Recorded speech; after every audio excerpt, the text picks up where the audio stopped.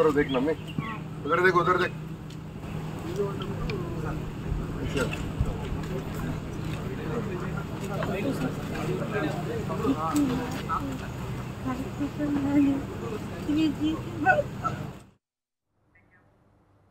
బులెటిన్లో విజువల్స్ చూస్తూ ఉన్న మంగళగిరి ప్రజల కోసం ప్రజా దర్బార్ను నిర్వహించినట్లుగా మంత్రి లోకేష్ తెలియజేశారు.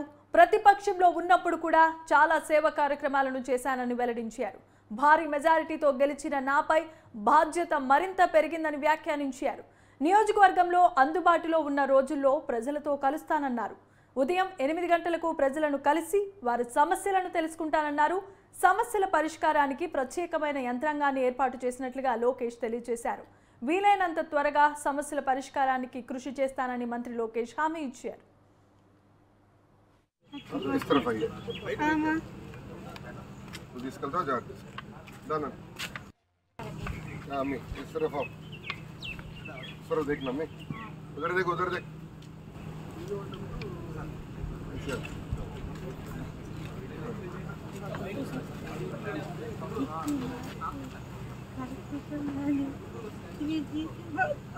मैं बोलूँगा कि क्या करना मैं बोलूँगा